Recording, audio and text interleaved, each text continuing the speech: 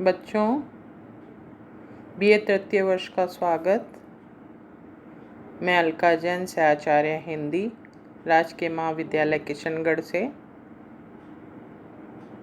हमने गत कालांश में प्रेमचंद के कृतित्व पर प्रकाश डाला था।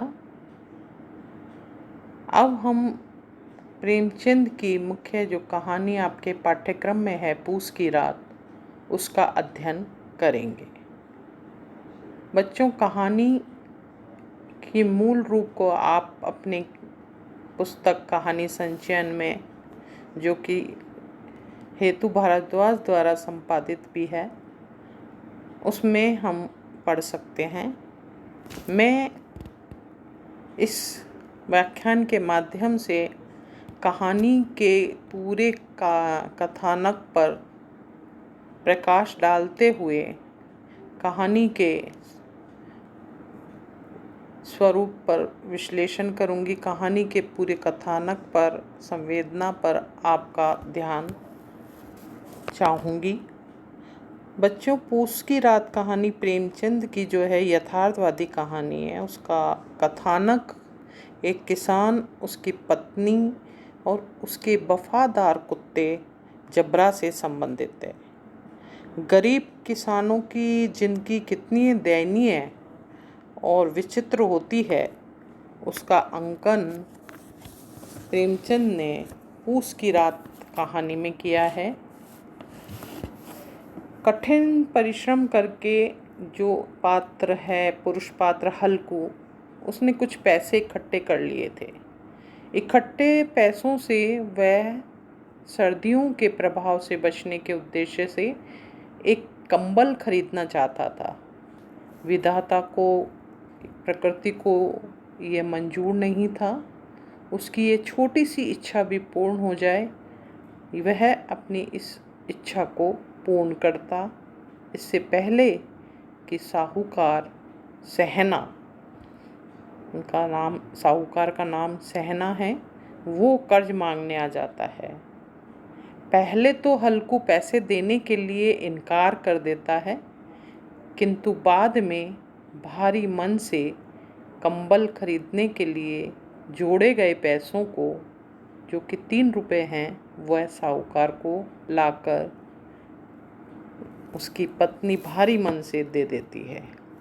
हल्कू की पत्नी मुन्नी निष्कपट स्त्री थी, किंतु अपने पति का दुख वो सहन नहीं कर सकती थी।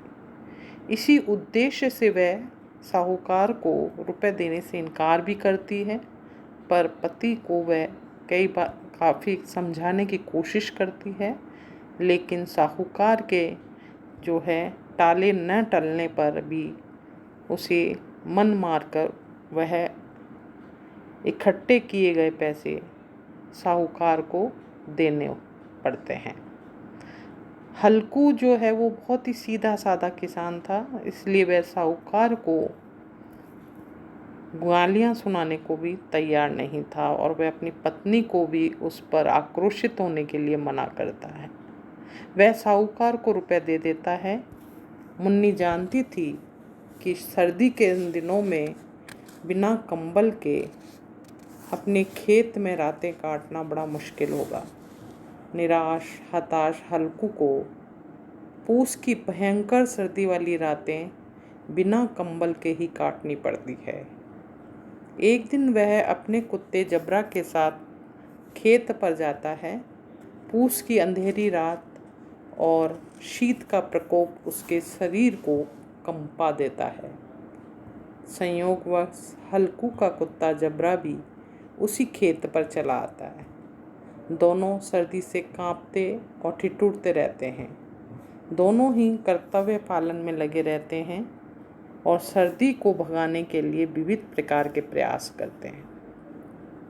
हल्कू कभी पत्ते इकट्ठे करके आग जलाता है, तो कभी चीलम पीता है, कभी इधर उधर टहलता है, किंतु सर्दी दूर होने का नाम नहीं लेती। उसका कुत्ता जबरा भी अपनी वफादारी का सबूत देते हुए अपने मालिक के साथ रात बिताता है। अंतिम प्रयास के रूप में हल्कू अपने प्यारे और वफादार कुत्ते को अपनी गोद में लिटाकर चिपटा लेता है।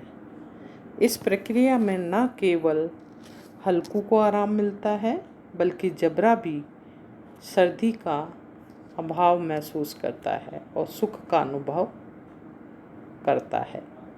परिस्थिति की विषमता और विकरालता के कारण दोनों ही एक दूसरे से अभिन्न और आत्मीय हो जाते हैं। इसी प्रयास में उन्हें नींद आ जाती है। थोड़ी ही देर में खेतों की ओर से आहट सुनाई देती है।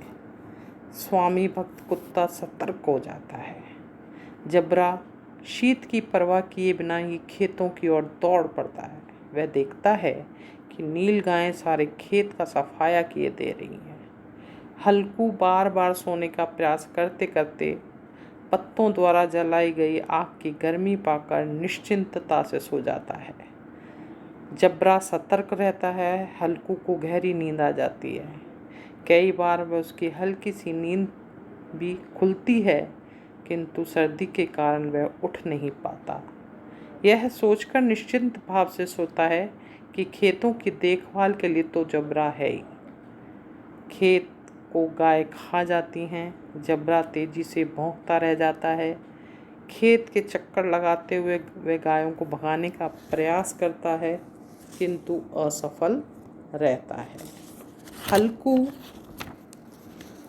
गहरी नींद में सोता रहता है और ऐसा सोता है कि बेचारा प्रातःकाल जब उठता है और पत्नी मुन्नी द्वारा जगाया जाता है, जब सुबह उसकी पत्नी उसे जगाती और कहती है कि सारा खेत चौपट हो गया है, दुखी होता है, किंतु चेहरे पर प्रसन्नता लाता हुआ।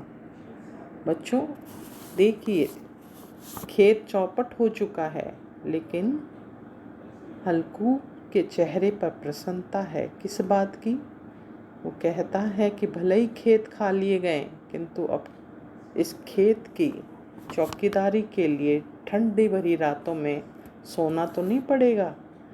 और कहानी यहीं समाप्त हो जाती है।